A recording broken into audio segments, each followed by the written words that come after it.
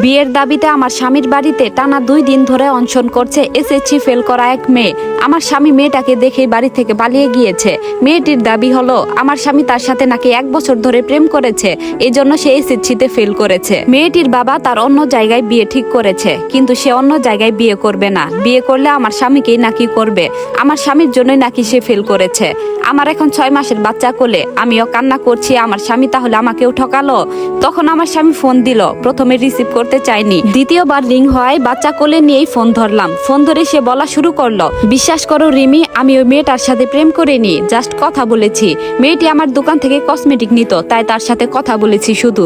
আমি তখন রাগে চিৎকার করে বললাম, চুপ কর তুই, প্রেম যদি না করে থাকিস তাহলে বাড়ি থেকে পালালি কেন, তাহলে তোর এত ভয় কেন? আমার চিৎকার শুনে রাফি ফোনটা কেটে দিল। আমি দরজা আটকিয়ে শ্বশুর শাশুড়ির সামনে মেয়েকে কোলে নিয়ে কান্না করতে লাগলাম। আর দরজার বাইরে ওই মেয়েটা বসে আছে, এখনো যাচ্ছে না। অনেক মানুষ এসে দেখে যাচ্ছে। বাচ্চাটা আমার বুকের মধ্যে হাঁসফাঁস করে কাঁদছে। আমার চোখ দিয়ে অঝরে জল ঝরছে, যা থামানোর কোনো ক্ষমতা আমার নেই। 6 মাসের এই নিষ্পাপ মুখটার দিকে তাকালে আমার বুকটা ফেটে যাচ্ছে। যে মানুষটাকে নিজের জীবন ভেবে এত বিশ্বাস করেছিলাম, সেই রাফি আমাকে এইভাবে এত বড় ধোকা দিল। শ্বশুর শাশুড়ি ঘরের কোণে মাথা নিচু করে বসে আছেন। রাফির মা অর্থাৎ আমার শাশুড়ি বারবার চোখের জল মুছছেন, আর শ্বশুর মশাই লজ্জায় মুখ তুলে আমার দিকে তাকাতে পারছেন না। যেই সন্তানকে তারা বিশ্বাস করতেন, সেই সন্তানই আজ পুরো গ্রামের সামনে পুরো পরিবারকে ধুলোয় মিশিয়ে দিয়ে পালিয়ে গেল। বাইরে তখন লোকজনের সরগোল আরো বাড়ছে। গ্রামের মানুষ কোনো তামাশা দেখতে ছাড়বে না, এ যেন আরো তাদের বিনামূল্যে এক বিনোদনের ব্যবস্থা হয়েছে। দরজার ওপাশে বারান্দায় বসে থাকা মেয়েটার কান্নার আওয়াজ মাঝে মধ্যেই ভেসে আসছে। সে নাকি এসএসসি ফেল করেছে রাফির ভালোবাসার কষ্টে। রাফি নাকি তাকে কত স্বপ্ন দেখিয়েছে, আর এখন যখন মেয়েটার পরিবার তাকে অন্য কোথাও বিয়ে দেওয়ার চেষ্টা করছে, তখন সে সোজা আমাদের ভিটে বাড়িতে এসে চড়াও হয়েছে। টানা 2 দিন ধরে না খেয়ে এক কাপড়ে আমাদের বারান্দায় বসে আছে সে। বাইরের মানুষের হাজারো ফিসফিসানি আর আলোচনা কানে আসছে। কেউ কেউ বলছে, দেখেছো কাণ্ড, ছেলেটা বউ বাচ্চা রেখে অন্য মেয়ের সাথে চটপটে প্রেম করে বেড়াতো, আর কসমেটিক্সের দোকান দিয়ে সাধু সেজেছিল। আহা, বউটার কষ্ট দেখো, কোলে 2 দিনের বাচ্চা, আর স্বামী অন্য মেয়ের চক্করে বাড়ি ছেড়ে পালিয়েছে। কথাগুলো তীর হয়ে আমার গায়ে বিচ্ছে। রাফি আমাকে বলেছিল সে শুধু কথা বলতো, কসমেটিক বিক্রি করার ছলে যে একটা আস্ত সংসার আর বিশ্বাস বিক্রি করে দেওয়া যায় তা আমার জানা ছিল না। যদি কোনো অন্যায় না করবে, তবে আজ মেয়েটা বাড়িতে আসতে সে কেন পেছনের দরজা দিয়ে পালালো? সত্যের জোর থাকলে তো মুখোমুখি দাঁড়িয়ে অস্বীকার করতো, পুলিশের ভয় দেখাতো, নাকি এইভাবে অপরাধীর মতো ভেগে যেত। আমার শাশুড়ি কাছে এসে নিচু গলায় বললেন, বৌমা দরজাটা একটু খোলো, মেয়েটাকে এভাবে গ্রামের লোকজনের সামনে রেখে দিলে আমাদের মান সম্মান কিচ্ছু থাকবে না। তুমি তো লক্ষ্মী মেয়ে, বোঝো একটু।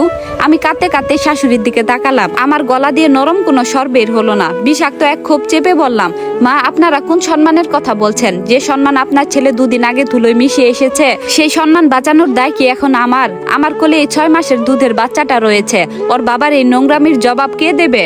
আপনারা যদি মেয়েটাকে সরাতে চান, নিজেরা গিয়ে বোঝান, আমি এই দরজা খুলবো না। শ্বশুর মশাই দীর্ঘশ্বাস ফেললেন। তিনি জানেন আমি কিছু ভুল বলছি না, তবে গ্রামের মোড়লরা নাকি বিচার বসানোর প্রস্তুতি নিচ্ছে। খবর পাঠিয়েছে রাফিকে নাকি আজ সন্ধ্যার মধ্যে হাজির হতে হবে, আর রাফি যদি না আসে তবে এই মেয়েটার সাথেও আমার সংসারে থাকতে হবে। মেয়েটির নাম নাকি মিথিলা। মিথিলার বাবা আজ সকালে এসে কেঁদে কেটে মেয়েকে নিয়ে যেতে চেয়েছিল, কিন্তু মেয়েটা সাফ জানিয়ে দিয়েছে সে মারা যাবে, তাও রাফিকে ছাড়া এই ভিটে ছেড়ে নড়বে না। তার জীবনে নাকি সব ধ্বংস করে দিয়েছে রাফি, পড়াশোনা শেষ করে দিয়েছে। এখন তাকে গ্রহণ না করলে সে নাকি এখানেই গলায় দড়ি দেবে। ঘরের মধ্যে আমি আর নিষ্পাপ বাচ্চাটা এক অচেনা অন্ধকারের মুখোমুখি। 6 মাসের বাচ্চাটা কিছুই বোঝে না, খালি আমার বুকের উপর মাথা রেখে হালকা করে কেঁদে উঠছে।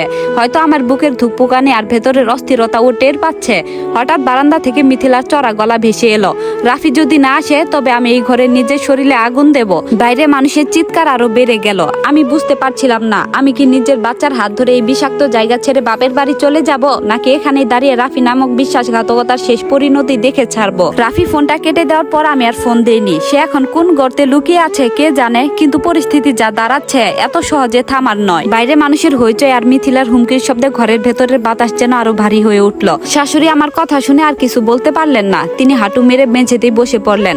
শ্বশুর মশাই ধীর পায়ে গিয়ে ঘরের কোণে দাঁড়ালেন। তার ভেঙে পড়া অবয়ব দেখে বোঝা যাচ্ছিল সংসারের এই দুর্দিনে তিনি একদম দিশেহারা হয়ে পড়েছেন। কোলের বাচ্চাটা কান্নার চোটে ক্লান্ত হয়ে একসময় আমার বুকের উপরেই ঝিমিয়ে পড়লো। ওর নিষ্পাপ নিঃশ্বাসের উঠানামা দেখে আমার ভেতরের রাগটা যেন দ্বিগুণ হয়ে উঠল।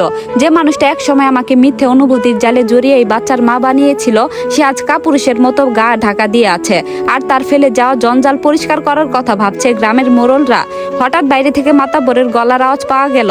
মেম্বার সাহেব কড়া গলায় মিথিলাকে বলছেন, এই মেয়ে, এভাবে এখানে চিল্লাচিল্লি আর হুমকি দিয়ে কোনো লাভ হবে না। রাফির বাপকে আমরা বলে দিছি সন্ধ্যা পর্যন্ত সময় আছে, রাফিকে হাজির হতেই হবে, আর তুমিও আপাতত শান্ত হও। মিথিলা চিৎকার করে জবাব দিল, আমি কোনো বিচার বুঝি না। রাফি আমাকে কথা দিয়েছিল বিয়ে করবে। ওর দোকান থেকে কসমেটিক্স কেনার সময় ওই আমার পিছনে পড়েছিল। এখন আমার পড়াশোনা নষ্ট করে বাপের কাছে আমার মান সম্মান শেষ করে দিয়ে ও লুকিয়ে থাকবে? আমি ওর সংসার ভাঙতে আসি নাই, আমি শুধু আমার পাওনা অধিকার চাই। কথাগুলো শোনা মাত্রই আমার মাথার রগগুলো যেন দপ করে জ্বলে উঠল। আর সহ্য করতে পারলাম না। বাচ্চাটাকে সাবধানে শাশুড়ির কোলে শুয়ে দিয়ে আমি সজোরে দরজার খিলটা খুলে বাইরে বেরিয়ে এলাম। হুট করে আমাকে বারান্দায় আসতে দেখে বাইরের ভিড় মুহূর্তের জন্য চুপ মেরে গেল। বারান্দার এক পাশে উস্কো খুস্কো চুলে ধুলোবালি মেখে বসে থাকা মিথিলাও আমার দিকে অবাক হয়ে তাকালো। আমি সোজা মিথিলার সামনে গিয়ে দাঁড়ালাম, চোখ থেকে পানি মুছে একদম শক্ত গলায় বললাম, অধিকার চাইছো তো? কিসের অধিকার? যে লোকটা বউ বাচ্চা ঘরে রেখে আরেকটা মেয়ের সাথে ছলাকলা করে, যে লোকটা বিপদে পড়লে ইঁদুরের মতো গর্তে লুকিয়ে যায়, তার কাছে কিসের অধিকার দাবি করছো তুমি? মিথিলা কিছুটা থতমত খেয়ে গেল, তবে সামলে নিয়ে বিষের মতো গলায় বলল, আপু, আপনার কষ্ট আমি বুঝি, কিন্তু রাফি আমাকে ভালোবেসেছিল। ও আমাকে না ধরলে আমার এসএসসি পরীক্ষা খারাপ হতো না। আমি এক চিলতে তিতা হাসি হেসে বললাম, নিজের ভুল অন্যকে দিয়ে ঢাকার চেষ্টা করো না। প্রেম করার ইচ্ছে ছিল, পড়াশোনা করার মন ছিল না, সেটা তোমার ব্যর্থতা। আর রাফি, ও তো একটা বিশ্বাসঘাতক। কিন্তু তুমি যে জেনে শুনে একটা বিবাহিত লোকের পেছনে ঘুরলে, একটা 6 মাসের বাচ্চার বাবার সাথে সম্পর্ক বজায় রাখলে, তোমার বিবেক একবারও তোমাকে বাধা দেয়নি? এখন লোক হাসাতে আমাদের উঠানে এসে বসেছ। আমার মুখের উপর এমন কড়া কথা শুনে মিথিলার মুখ ফ্যাকাশে হয়ে গেল। ভিড়ের মধ্যে থেকে 2-1 জন বলে উঠল, বউটা তো ভুল কিছু বলে নাই। রাফি বদমাইশ হতে পারে, কিন্তু মেয়েটাও তো কম সুবিধাজনক না। ঠিক তখনই উঠানে এসে ঢুকলো এলাকার মেম্বার আর কয়েকজন মুরব্বী। তাদের পেছনে রাফির এক বন্ধুকে দেখা গেল, যার হাতে রাফির মোবাইল ফোন। মেম্বার সাহেব আমার দিকে তাকিয়ে বললেন, বৌমা, তুমি ঘরে যাও, আমরা বিষয়টা ফয়সালা করছি। রাফির ফোন পাওয়া গেছে, ওর বন্ধুর সাথে যোগাযোগ হয়েছে। রাফি এখন থানায় আছে। থানার কথা শুনতেই সবাই চমকে উঠল। শাশুড়িও ঘর থেকে বের হয়ে এলেন। মেম্বার সাহেব বুঝিয়ে বললেন, রাফি ভয়ে পালায় নাই। মিথিলা যখন আত্মহত্যার হুমকি দিয়ে এই বাড়িতে এসে বসেছিল, তখন রাফি সোজা থানায় গিয়ে মিথিলা আর তার পরিবারের বিরুদ্ধে ব্ল্যাকমেলিং আর অনধিকার চর্যার জিডি করতে গিয়েছিল।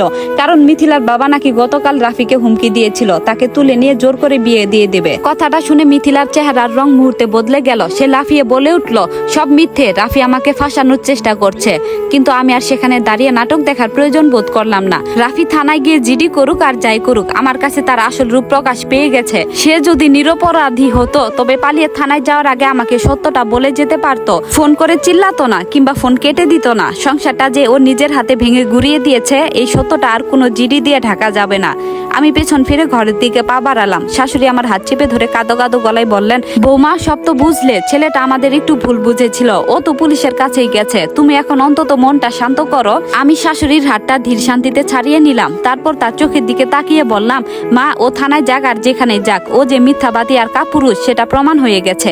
যে স্বামী তার বউকে বিপদের মুখে ফেলে পালিয়ে যায়, তার সাথে ঘর করার কোনো ইচ্ছে আমার আর নেই। আমি সন্ধ্যা পর্যন্ত অপেক্ষা করব। রাফি বাড়ি ফিরুক, তারপর ওর সামনে আমি আমার সিদ্ধান্ত জানিয়ে দেব। ঘরে ঢুকে আমি আবার দরজাটা আটকে দিলাম। বিকেলের আলো আস্তে আস্তে নিভে আসছে, আর ঘরের ভেতরের অন্ধকারটা যেন আরো ঘন হয়ে উঠেছে।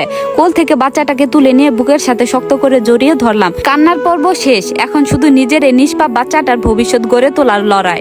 গল্পটি কেমন লাগলো জানাবেন। এটি ছিল গল্পের প্রথম পর্ব, আর পরবর্তী পর্বটি শুনতে চাইলে অবশ্যই একটি কমেন্ট করবেন। ধন্যবাদ।